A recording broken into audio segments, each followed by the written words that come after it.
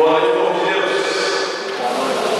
Que alegria estar aqui novamente, partilhando a palavra de Deus com vocês.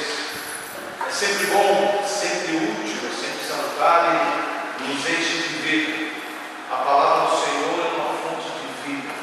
Por isso, cada um de vocês que está aqui nesta noite, sinta-se muito feliz, porque no meio de um mundo onde tantas pessoas estão perdidas, você foi encontrado por Jesus e foi trazido até ele.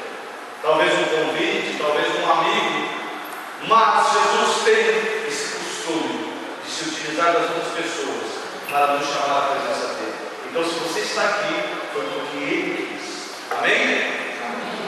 Eu me chamo Roberto, tenho 32 anos, sou casado, pai de 4 filhos, moro e trabalho no centro da Palhoça e na Arquidiocese de Florianópolis sirvo nos ministérios de pregação e de formação. Faço parte do grupo de oração Nossa Senhora dos Navegantes, lá na Barra do Rio, na Palhoça, do qual aprovou o Senhor nos seus mistérios e elegeu nesse tempo como coordenador também. Estão todos convidados às segundas-feiras, a partir das 7h30 da noite, temos o grupo de oração Nossa Senhora dos Navegantes. Amém? Mas eu não sou importante mesmo é a palavra de Deus. Abra com a palavra no Evangelho segundo São João, capítulo 3.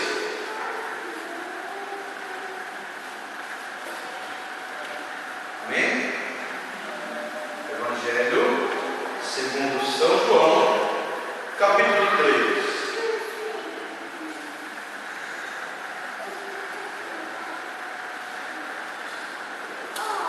Vamos meditar do versículo 11 até o 15. Diz assim: em verdade te digo, dizemos que sabemos e damos testemunhos do que vimos, mas não recebeis o nosso testemunho. Se vos tenho falado das coisas terrenas e não me credes, como crereis se vos falar das celestiais? Ninguém subiu ao céu, senão aquele que desceu do céu, o Filho do Homem que está no céu.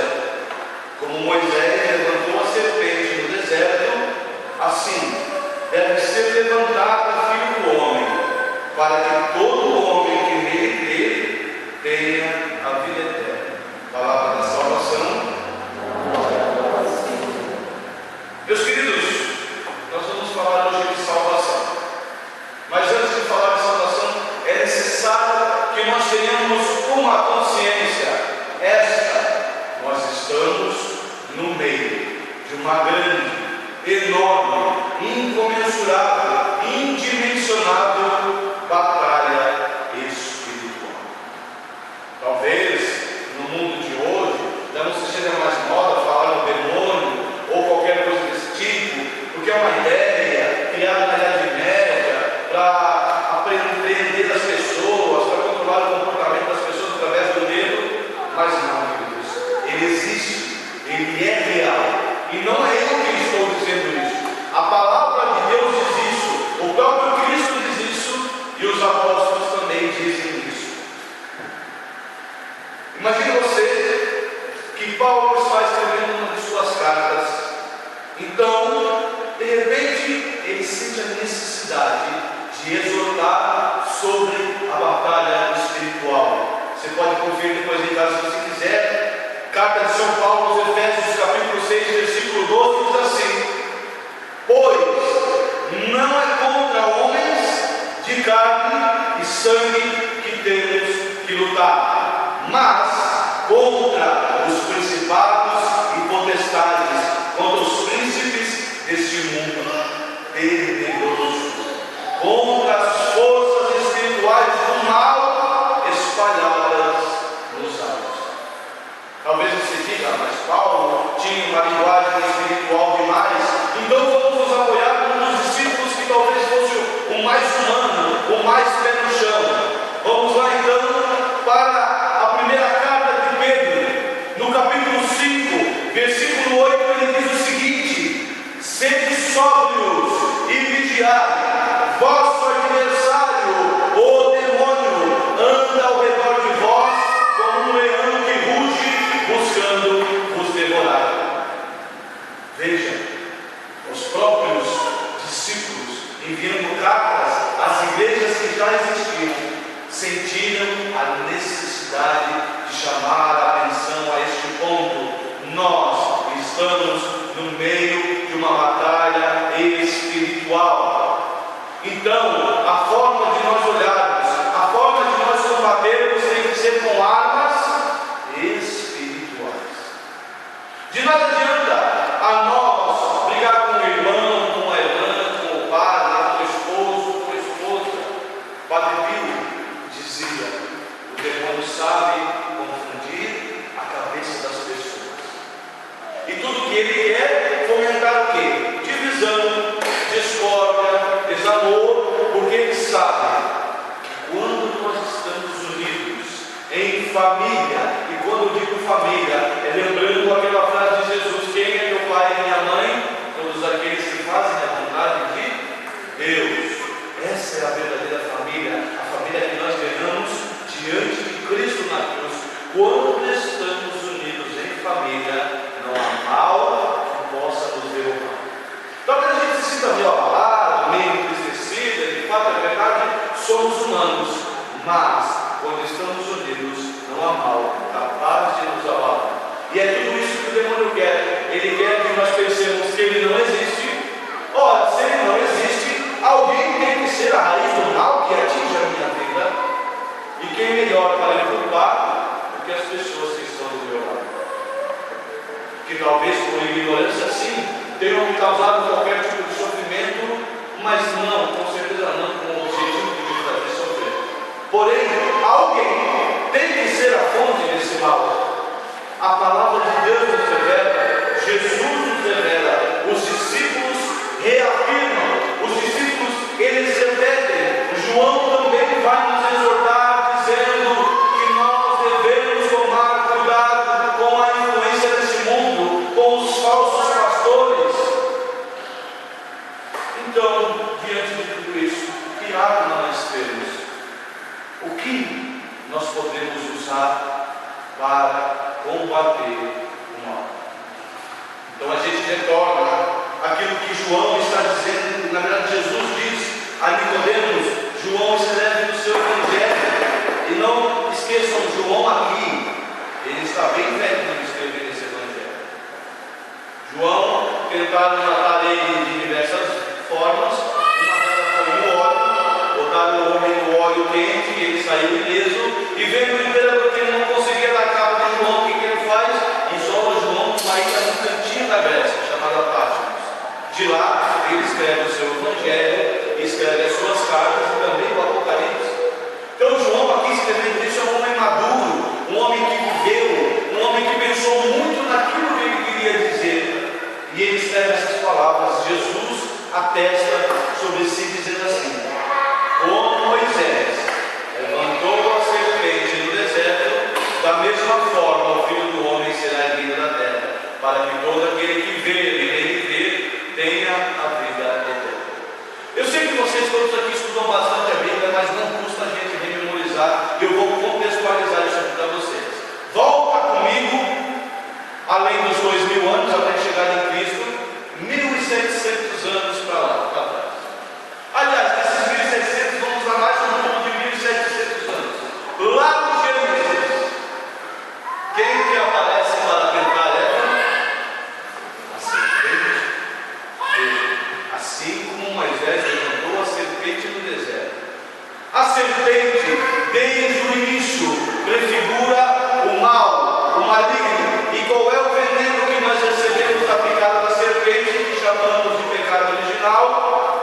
Nada mais, nada menos do que a desobediência.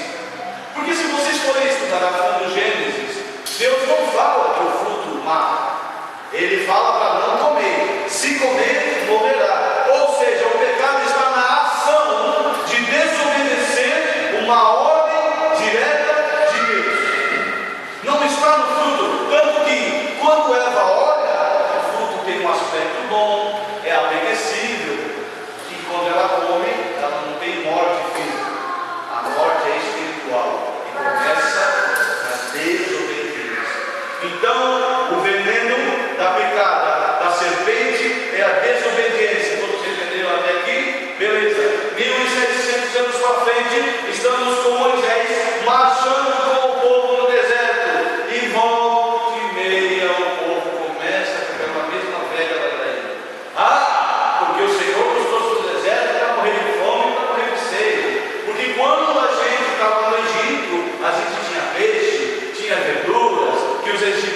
Gustavo, meus queridos, quantas das vezes nós namoramos o fundo da cela onde o pecado nos jogou? Porque o pecado não exige compromisso, o pecado não exige determinação, não exige sacrifício, exige simplesmente uma atitude, esta, a desobediência. Então é claro que é muito mais fácil pecar, cair, desobedecer, do que se manter em ordem. O que nós fazemos diante da aprovação de Deus que vem para nos trazer uma parresia, uma força espiritual? Nós olhamos para trás, nós namoramos de volta o homem velho, a vida antiga. O que Deus faz sempre? Quer nos levar de volta à ordem para a qual nós fomos criados. Deus está nos levando para onde? Para a terra prometida, não a terra de Jerusalém agora. Agora nós estamos caminhando rumo a Jerusalém celeste. E ali Moisés estava levando o povo começou a murmurar. O que acontece quando a gente murmura? A palavra vai dizer lá em Números, capítulo 21. Leia em casa. Que as serpentes surgiam do nada, de sobre a terra, vinham e picavam o povo e se escondiam. Nós estamos falando de uma turma de mais ou menos 600 mil homens, não se contavam nem mulheres e nem crianças. Em média, 10% da população morreu de picada de cobras. Quanto der? 60 mil pessoas. Então você vê que realmente o pecado está dizimando o povo de Deus. O povo pede perdão a Deus através de Moisés, e Moisés vai lá diante de Deus pedir uma solução. Deus fala: então forja uma serpente de bronze e põe num estandarte. A versão da Bíblia do Peregrino está exatamente assim, num estandarte. O que é um estandarte? Alguém já viu um estandarte? Quem gosta de jogo de futebol já viu que no começo do jogo eles trocam os estandartes dos times, certo? Uma valeta transversal com uma bandeira pendurada. Só que essa valeta, ela é hasteada com uma vara comprida enorme em pé. Quando a gente olha para um lado, o que ela parece? Uma cruz. Então Deus fala: pega, forma uma serpente de bronze e põe ela na ponta de uma cruz. Todo aquele que olhar ficará curado. E aí Moisés faz, e todo o povo que é picado pela serpente, basta olhar para a cruz e o povo começa a ficar curado. Aí você vai dizer assim: poxa, mas Jesus foi pendurado na cruz, esse madeiro, o que ele tem a ver com a serpente, já que a serpente prefigura o mal, o pecado? Simples e unicamente, provado pela ciência, que da onde sai o veneno sai a cura. Da onde sai o veneno, sai a cura. Como é que é feito o remédio para a picada da cobra? O veneno da própria cobra. Tanto é que eles orientam: se você for picado com uma cobra, ou bate uma foto, se você não matar a cobra, não matar pelas telas, que é bem mais difícil, ou perceba a espécie da cobra, para que você possa ser tratado com mais objetividade. Naquela época ele não tinha conhecimento da ciência, mas Deus sempre teve. Da onde sai o teu pecado é que vai sair a tua cura. Quando você pegar o teu pecado e pendurar na ponta do madeiro. Quando você tiver coragem de olhar para ele, de perceber ele, é que você começa a ser curado. Essa é a dinâmica de Deus com o povo no deserto. O segredo, a alma para combater todo o mal é a cruz. Pregar lá todos os nossos pecados. Agora, Jesus está pregado na cruz. É um corpo humano. O que nos leva ao pecado? O nosso corpo. Nós somos influenciados, sim. Nós somos jogados para lá e para cá. Mas nós executamos o pecado com o nosso corpo. Por isso você olha para a cruz e tem um corpo pecador. A fonte do pecado é da onde Deus vai tirar tudo. Ainda se nós excluíssemos a imagem de Cristo, teríamos uma dele. Durante mais ou menos 500 anos, não se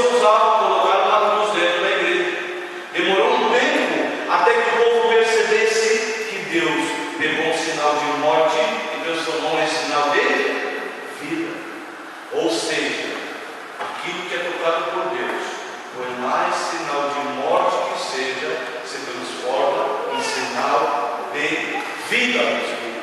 Essa é a salvação oferecida por Deus, a cruz. Por isso, para você vir aqui, não precisa você deixar o pecado lá, não precisa você deixar o velho comportamento lá, não. Traz para cá, traz para Jesus, traz para a cruz.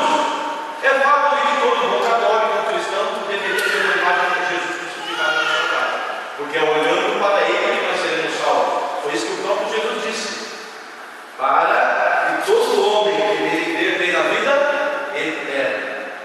E muitas vezes as pessoas têm quadro de tanta coisa e não tem um crucifixo pequenininho na sua casa. Mas hoje eu quero fazer um convite diferente para vocês. Eu não quero que vocês levem a cruz para casa, porque ela já deveria estar lá. Aliás, a sua vida deveria ser o caminho para lá. Hoje eu quero convidar você a trazer a sua vida, a sua família, a sua realidade. Eu quero que você pegue tudo, toda essa bugiganga, toda a praga, toda a mudança, traz tudo para nós colocarmos na cruz de Jesus. Porque foi isso que foi feito no deserto. Ao levantar no deserto a fonte da doença e da morte do povo, quando o povo olha nesse simbolismo, quando nós nos permitimos olhar para o nosso pecado, olhar para a nossa dificuldade e não tentar escondê-la, e não tentar fingir que ela não existe, e não fingir que nós mudamos quando não mudamos. Não sejamos hipócritas, pois é a hipocrisia que gera fissuras na nossa alma, por onde o demônio entra. Tem pessoas que chegam para mim: olha, eu não sei a fonte da minha desgraça, eu não sei a fonte da minha raiva, já pensei no passado, já perdoei Deus e todo mundo, mas por que continua assim? Porque a sua vida está na incoerência. Porque quando está difícil, você quer dar uma de bonzão e dizer: não, está tudo bem, não vai passar. Não vai, querido. É aqui que você tem que trazer. Não é aqui para você fingir, não é aqui para você dizer que está tudo bem. Aqui é o lugar para você trazer todos os seus defeitos. Aqui é o lugar para você trazer toda a sua dificuldade. Aqui é o lugar para você trazer a serpente que está te picando, para pendurar no madeiro, e ao olhar no madeiro nós possamos crer e ser curados. E veja que maravilhoso isso. Esta pregação nesta igreja é algo do caminho do Espírito Santo. Sabe por quê?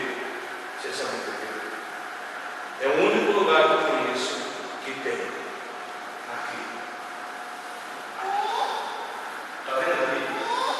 Sabe o que tem aqui? Aqui tem um pedacinho da Santa Cruz. Relíquia legítima. Quem quiser depois pode pedir para o pessoal da comunidade, tem toda a documentação legitimando a assinatura dos bispos e quem precisa, atestando que essa relíquia é autêntica. Aqui, gente, tem um pedacinho do madeiro que suspendeu Jesus. Aqui tem um pedacinho da água verdadeira, da única água capaz de aplacar toda e qualquer dificuldade, todo e qualquer pecado. Mas o detalhe é o seguinte: aonde começa o caminho que nos leva à cruz? Lá no Jardim das Oliveiras. Feche os seus olhos. Feche os seus olhos. Querida, eu não sei pelo que você tem passado. Eu não sei por qual motivo o Senhor te escolheu para te trazer aqui esta noite. Mas um bom motivo Ele tem. Deus sempre tem um bom motivo. Só que muitas vezes nós escondemos os motivos atrás do nosso jardim. Nós escondemos as lágrimas com sorrisos. Nós escondemos a expressão de dor com uma expressão de felicidade.